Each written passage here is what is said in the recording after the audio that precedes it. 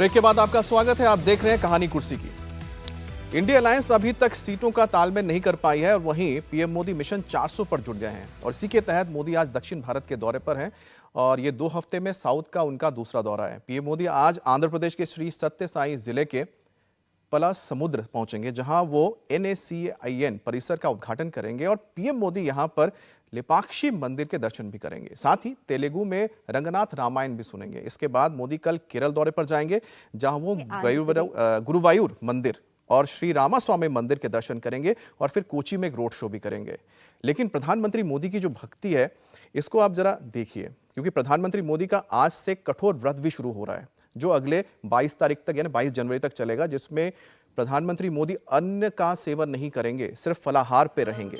इसके अलावा प्रधानमंत्री मोदी बिस्तर पर भी नहीं सोएंगे, चटाई पर सोएंगे अगले 6 दिन तक। तो प्रधानमंत्री मोदी का जो कठोर व्रत है, उसकी शुरुआत हो गई थी जब प्रधानमंत्री मोदी, आपको याद है, महाराष्ट्र में कालाराम मंदिर गए थे, जहां पर पूजा अर्चना की थी। उसकी भी रामायण से जुड़ी हुई कथा है, गाथा है। और लेपाक्षी टेंपल प्रधानमंत्री मोदी जहां जा रहे हैं, उसकी भी रामायण से जुड़ी गाथा है। और गाथा ये है कि जो जटायु है, जब माता सीता को रावण हर के ले जा रहा था और उसके बाद रावण के साथ जब युद्ध हुआ था जटायु का, और जब वो घायल हो गए थे, उसके बाद जहां पर वो गिरे थे, वही जगह है लेपाक्षी टेंपल, जहां मंदिर, जहां पर इस वक्त प्रधानमंत्री मोदी पहुंचे, जहां पूजा अर्चना कर रहे हैं।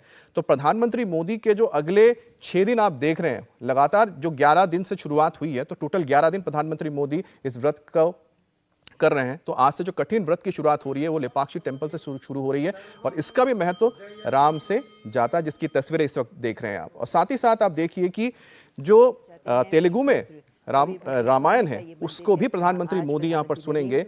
तो राम को लेकर प्रधानमंत्री मोदी की जो आस्था है, वो इस वक्त तस्वीरों से आप समझ सकते हैं, प्रधानमंत्री मोदी के व्रत से आप समझ सकते हैं, प्रधानमंत्री मोदी के संकल्प से भी आप समझ सकते हैं। हर्ष जी, प्रधानमंत्री मोदी का जो कठोर व्रत है, ये जो कठोर व्रत है, उसको उन्होंने अपने काम के साथ भी किस तरह से लिया है, उसकी तस्वीर एक हम देख रहे हैं।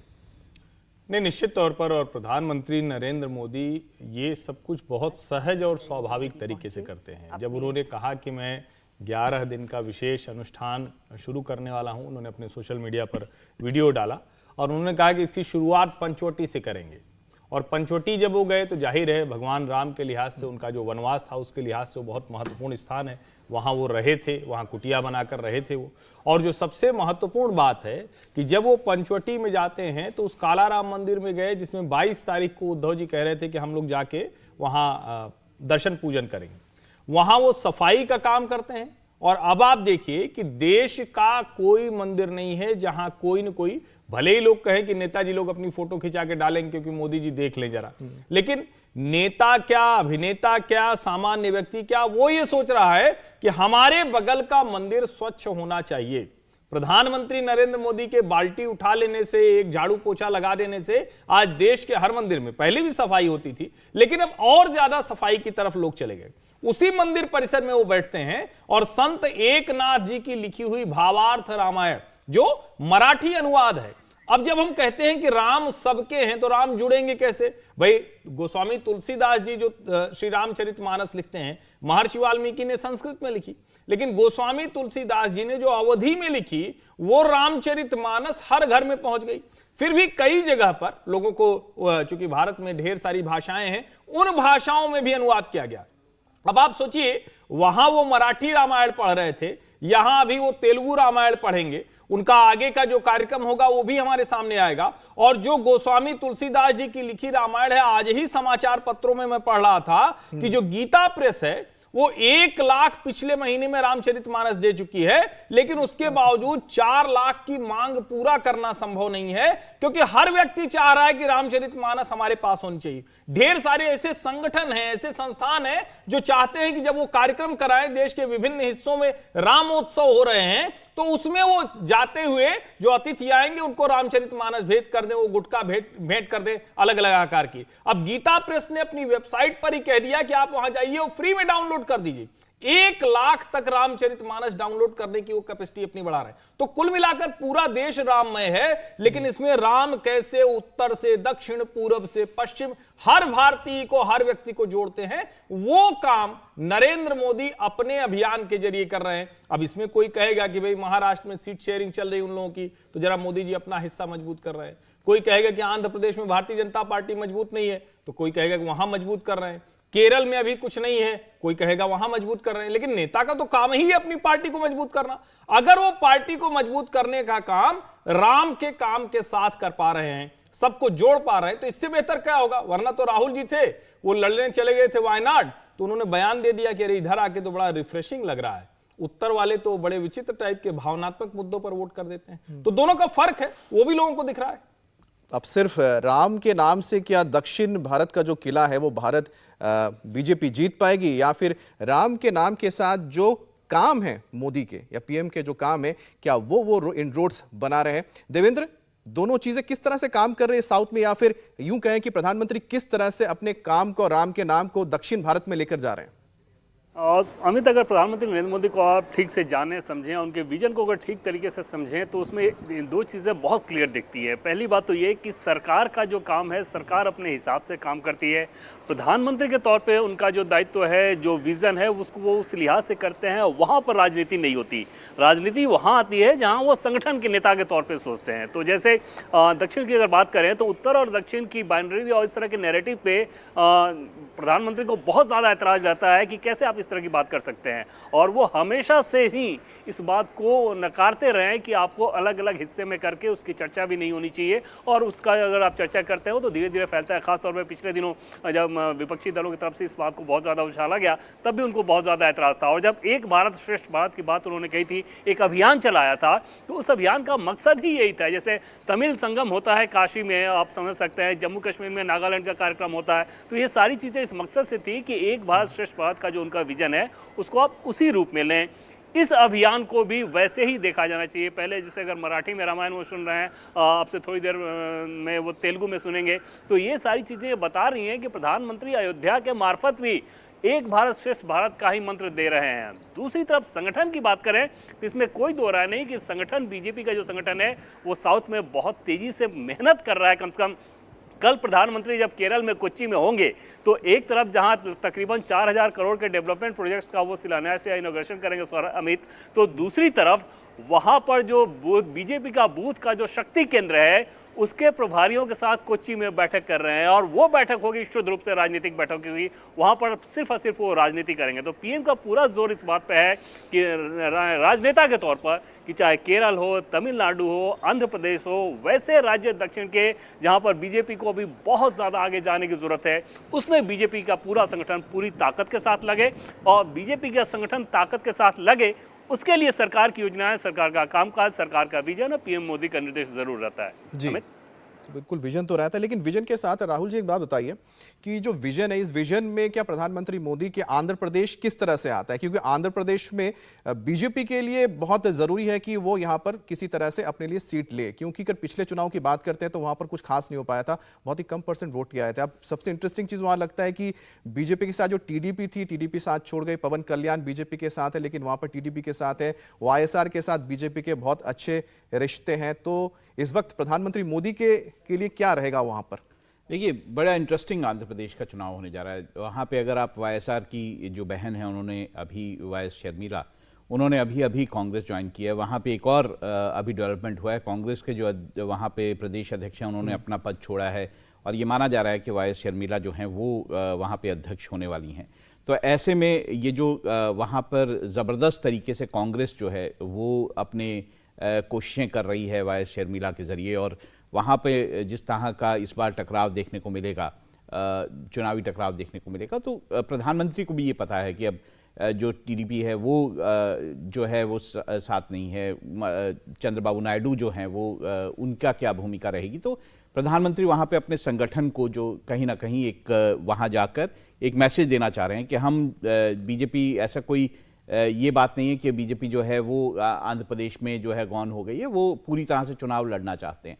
अगर हम इसी तरह से जैसे अब हम बात कर रहे थे केरला उनके जाने की, तो केरला में सुरेश गोपी और अनिल एंटनी जो हैं वो मोर्चा संभाले हुए हैं, और त्रिशूर लगभग ऐसी 10 सीटें हैं या 8 से 10 सीटें हैं जो कि केरला में बीजेपी जोर शोर से लड़ना चाहती है, और उसकी तैयारी भी उसी तरह से की जा रही है। सुरेश गोपी जो हैं वो वहाँ पे काफ़ी वेल एस्टैब्लिश एक्टर हैं, और वो जो है त्रिशूर से जो है चुनाव लड़ने की बात हो रही है उनकी। तो ये कोशिशें जो की जा रही हैं। इसी तरह से तमिलनाडु की अगर हम बात करेंगे तो जिस तरह से वहाँ पर कोशिशें हैं, वहाँ पर जितने भी रामनाथपुरम और जो वहाँ पर इलाके हैं रामनाथपुरम के इर्द गिर्द और कन्याकुमारी के इर्द गिर्द, वहाँ पे 7 सीटें ऐसी चिन्हित की गई हैं बीजेपी की तरफ से जिस पर वो प्रोमिनेंटली चुनाव लड़ेंगे, और उसमें जो है जो कार्ति चिदम्बरम है उसकी सीट पर भी वो एक प्रोमिनेंट कैंडिडेट उनके खिलाफ खड़ा करने जा रहे हैं। तो ऐसे में बीजेपी जो साउथ का अपना जो घर है वो पूरी तरह से ठीक ठाक करके वहां पे चुनाव वहां पर पूरी तरह से हो चुकी है। और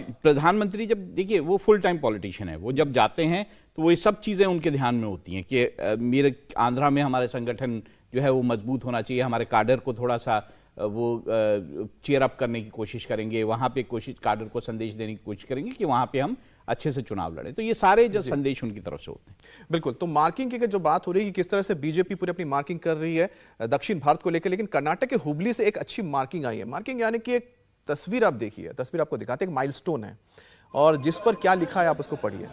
देखिए फूल लगा हुआ है यहाँ पर, लेकिन मैं आपको बता देता हूँ उस पर लिखा है अयोध्या की दूरी बताई गई है माइलस्टोन में, और वो है 1797, करीब 1800 किलोमीटर दूर है। और देखिए वाराणसी, मथुरा, अयोध्या, ये 3 जो नाम हैं, और हुबली में अगर ये बोर्ड लगा है, ये अपने आप में इसका इम्पैक्ट आप समझ रहे हैं। अयोध्या से जो इम्पैक्ट निकल रहा है वो डाउन साउथ कहाँ तक जा रहा है, और यही जो इम्पैक्ट है जिसका जिक्र थोड़ी देर पहले देवेंद्र भी कर रहे थे, हर्ष जी भी कर रहे हैं, इसका समीर जी, इसका जो इम्पैक्ट है अयोध्या से लेकर दक्षिण तक जा रहा है, मथुरा, अयोध्या, वाराणसी। लेकिन इसका जो असर होगा सीटों में किस तरह से कन्वर्ट होगा, और जो सीटों में कन्वर्ट होगा तो उसके लिए बीजेपी ने क्या किया वहां पर। देखिए कर्नाटक की अगर हुबली की बात करें तो वो हमेशा संवेदनशील क्षेत्र रहा है। उमा भारती भी वहाँ पर तिरंगा फहराने गई थी ईदगाह के ऊपर।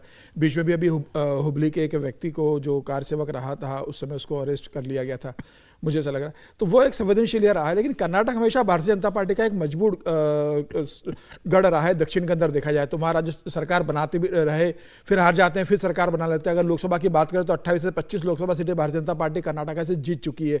तो मुझे लगता है कि कर्नाटक का भारतीय जनता पार्टी इस बात को जानते कि बहुत मजबूत गढ़ है। भले ही राज्य विधानसभा का चुनाव हारी हो, लोकसभा में कर्नाटक में भारतीय जनता पार्टी के पक्ष में एक बड़ा माहौल बनने वाला है। और वैसे भी कर्नाटक से आप अगर देखेंगे तो जेडीएस आज भारतीय जनता पार्टी के साथ गठबंधन में देवगढ़ आ चुके हैं। तो वैसे भी भारतीय जनता पार्टी और जेडीएस मिलकर एक बड़ी ताकत निश्चित रूप से कर्नाटक के अंदर बनेंगे। लेकिन कर्नाटक के अलावा अगर भारतीय जनता पार्टी जहां ज्यादा कोशिश कर रही है, मुझे लगता है वो आंध्र प्रदेश है, तमिलनाडु है, केरल है। आंध्र प्रदेश में भारतीय जनता पार्टी को बहुत ज्यादा स्पेस नहीं है, भले वो कितनी कोशिश कर ले। अगर 2019 का चुनाव देखेंगे तो 1% से भी कम वोट भारतीय जनता पार्टी को मिला था। तो आंध्र प्रदेश फिलहाल भारतीय जनता पार्टी के पकड़ से दूर है। भारतीय जनता पार्टी वहां तो संगठन कर ले और इस स्थिति में आ जाए कि वहां थोड़ा किसी कुछ सीटों पर फाइट दे दे, मुझे लगता है यही भारतीय जनता पार्टी के लिए आंध्र प्रदेश में सफलता होगी। केरल में जरूर भारतीय जनता पार्टी कोशिश कर रही है कि 4 सीटों के अंदर हम जरूर करें, जिसमें तिरुवनंतपुरम है, त्रिचूर की सीट है, 2 और सीटें जहां भारतीय जनता पार्टी कोशिश कर रही है। और वहां 15% भारतीय जनता पार्टी का वोट बैंक रहा है 2019 के चुनाव में। तो भारतीय जनता पार्टी को लगता है कि जहां 15% हमारा वोट बैंक है वहां हम बढ़ा सकते हैं। नायर कम्युनिटी को केरल के अंदर भारतीय जनता पार्टी बहुत जोड़ने की कोशिश कर रही है वहां पर, और हिंदुत्व का एक बड़ा मुद्दा बना रही है। संघ जमीन स्तर पर बहुत केरल में लंबे समय से काम कर रहा है, और उन्हें उम्मीद है कि इस बार 2024 में केरल में एक हिंदुओं का बड़ा वर्ग भारतीय जनता पार्टी के साथ जुड़ेगा। तो शायद 1 या 2 सीटें भारतीय जनता पार्टी वहां जीत सकती है। तमिलनाडु में, केरल में तो क्रिश्चियंस के साथ भी प्रधानमंत्री मोदी ने काफी अच्छी, उन्होंने कह सकते हैं कि उनकी वार्ता हुई है। जब गए थे काफी जो क्रिश्चियन कम्युनिटी के लोग थे उनसे मुलाकात भी की थी। इस बार तो क्रिसमस में भी प्रधानमंत्री मोदी के हमने घर पर देखा था किस तरह से क्रिश्चियंस को भी साथ मिलाने की कोशिश हुई है पूरी। देखिए केरला में काफी सारे क्रिश्चियन परिवार जो हैं उन्होंने बीजेपी ज्वाइन की है, और उससे जो है बीजेपी को वहाँ मजबूती मिली है। वह बहुत सारा उनके खिलाफ भी वहाँ पर काफ़ी बातें हुई जब ये क्रिश्चियन परिवार जो है बीजेपी ज्वाइन कर गए थे। तो क्रिश्चियंस के प्रति जो बीजेपी को ये लगता है, देखिए वहाँ केरल में जो एक संभावनाएं दिखाई दे रही है वो ये दिखाई दे रही है कि किस तरह से क्रिश्चियंस जो हैं वो कहीं ना कहीं कांग्रेस से छिटक रहे हैं, और वो अगर वहाँ से छिटकते हैं तो वो बीजेपी को संभावनाएं वहाँ दिखाई दे रही है। और वैसे भी जैसे अभी मित्र भी बता रहे थे कि वहाँ पे बहुत सारी ऐसी सीटें हैं, पलक्कड़ की सीट ऐसी है, अतिंगल की सीट ऐसी है जिसमें बीजेपी को लगता है कि वहाँ संभावनाएं हैं। बाकी सीटें इन्होंने बताई भी, और वहाँ पे जो संभावनाएं हैं, जो इनको लगता है तिरुवनंतपुरम की जो सीट है वो बीजेपी कहीं ना कहीं उन संभावनाओं को तलाश रही है, शायद उसमें बीजेपी को काफी सफलता भी मिलेगी। अच्छा देवेंद्र, एक चीज मैं जानना चाह रहा था कि बीजेपी की क्या प्लानिंग है तमिलनाडु के लिए, क्योंकि एआईडीएमके के साथ भले ही अलग ही हुए लेकिन बताते हैं कि भले बोलते हैं जिस्म जुदा है लेकिन दिल अभी तक मिले हुए हैं। बिल्कुल अमित, ऐसा कहा जाता है कि वो म्यूचुअल अंडरस्टैंडिंग से वो अलगाव हुआ था, क्योंकि उसमें ऐसा समझ में आ रहा था कि शायद उसमें एआईडीएमके को भी नुकसान हो और उस लिहाज से वो अलगाव किया गया। लेकिन दूसरी तरफ बीजेपी के अपने संगठन की तमिलनाडु में बात करें तो निश्चित तौर पर पार्टी की एक कोशिश है कि जिस प्रकार से एक पूर्व अधिकारी को वहाँ पर पार्टी की कमान सौंपी गई अन्नामलाई को, और वो जो अभियान चलाते हैं वो अभियान ऐसा है जो कि आमतौर पे तमिलनाडु की ट्रेडिशनल पॉलिटिक्स में नहीं देखा जाता रहा है। तो वहाँ पर बीजेपी को ऐसा लगता है कि अलग अल्टरनेटिव अभियान देकर वहाँ पर एक माहौल बनाया जा सकता है। पार्टी वो काम कर रही है। दूसरी चीज़ बीजेपी के विजन में अमित हमेशा ये दिखता है कि जो सामने चुनाव रहे सिर्फ उसको ध्यान में रख के वो मेहनत नहीं कर रहे होते हैं। बीजेपी के एक टॉप लीडर का ये कहना था पिछले दिनों कि हमारे वश में जो है हम वो करते हैं, उसका फ़ायदा जब मिलना होगा तब मिलेगा। और उस लिहाज से उन प्रदेशों में जहाँ पर बीजेपी का संगठन बहुत मजबूत नहीं है, बहुत वाइब्रेंट नहीं है, वहाँ पर एक करंट पैदा किया जा रहा है। और इसका रिजल्ट कैसे मिलता है उसको त्रिपुरा के उदाहरण से आप समझ लें कि जिस त्रिपुरा में 2016-17 में बीजेपी के पास गिनती के कार्यकर्ता होते थे, वहाँ पर पार्टी ने अगले 2 साल के अंदर सरकार भी बना ली। तो उस फॉर्मूले पे एक बार फिर से काम किया जा रहा है। इसमें चाहे आंध्र प्रदेश की बात करें, आंध्र प्रदेश के बारे में अमित आप कह रहे थे, टीडीपी बीजेपी के साथ इस लिहाज से नहीं है क्योंकि बीजेपी ने हाँ नहीं कहा है। अदरवाइज टीडीपी एकदम से ललायित है कि वो बीजेपी के साथ आ जाए, तो उसको इंतजार बीजेपी के हाँ का है। ऐसा नहीं है कि बीजेपी टीडीपी के साथ गठबंधन करना चाह रही है, वो नहीं हो पा रहा है। तो आंध्र प्रदेश, तमिलनाडु, केरल, इन तीनों जगह पर पार्टी का मेहनत तो कम से कम दिख रहा है। बिल्कुल, तेलंगाना में तो उसका रिजल्ट भी देखने को मिला। बीजेपी ने जो विधानसभा में इतना अच्छा परफॉर्म किया है और पिछली बार भी लोकसभा में अच्छा परफॉर्म किया था, उम्मीद की जा रही है कि तेलंगाना में बीजेपी इस बार काफी अच्छा करेगी लोकसभा चुनाव में। बहरहाल राम मंदिर पर राहुल गांधी बोले हैं और मोदी आरएसएस का कार्यक्रम है, और राहुल गांधी का ये कहना है कि जो राम मंदिर का पूरा जो ये उत्सव हो रहा है ये प्रधानमंत्री मोदी और आरएसएस का कार्यक्रम है। और ये मोदी आरएसएस के कार्यक्रम को लेकर राहुल जब जोड़ रहे हैं तो सीधी सी बात है, अपने न्याय यात्रा के दौरान इसका लगातार वो जिक्र करते हुए जाएंगे। लेकिन जिस तरह से राहुल गांधी या कांग्रेस ने इस पूरे 22 जनवरी के कार्यक्रम को लेकर राजनीति शुरू की है, क्या इसके इम्पैक्ट होते हैं, इसके लिए तो थोड़ा और इंतजार करना पड़ेगा, क्योंकि इसकी जो जन भावना है वो किस तरह से रिएक्ट करती है ये देखने वाली चीज होगी। लेकिन राहुल गांधी को सुनते हैं आखिरकार वो क्या क्या है।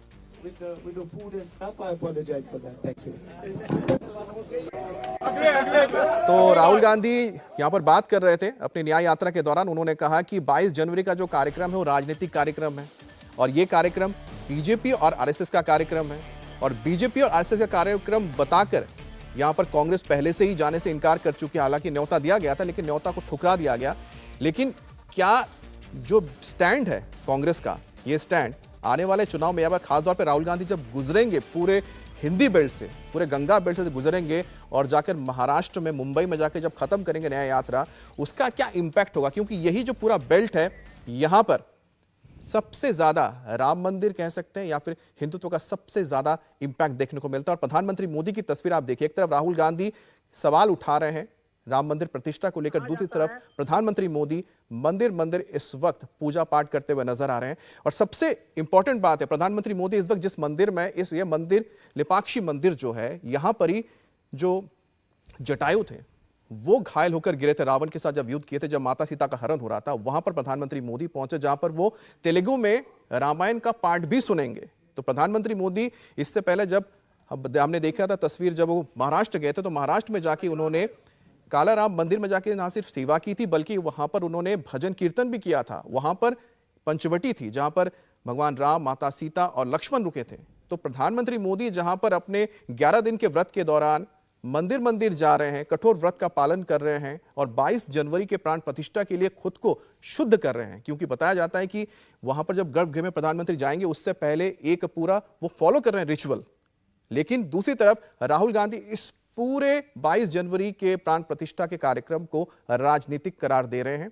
और राजनीति अब देखनी है कि जो तस्वीरें ज्यादा इंपैक्ट करती हैं या फिर राहुल गांधी के जो बयान लगातार आ रहे हैं वो ज्यादा इंपैक्ट करते हैं वोटर्स के ऊपर। हर्ष जी, ये जो राहुल गांधी का जो बयान है, इनके लिए कितना फायदेमंद है, या फिर हम कहें कि बीजेपी के लिए कितना फायदेमंद है? नहीं, मुझे लगता है कि इससे स्पष्टता आएगी जो सबसे महत्वपूर्ण है। और कई बार हम किसी चीज़ को कहते हैं ना कि दिख रहा है, लेकिन चूंकि आजकल तो सर्दियों का समय है तो सुबह सुबह कोहरा बहुत हो जाता है, तो समय लगता है कुछ चीज़ें दिखने में।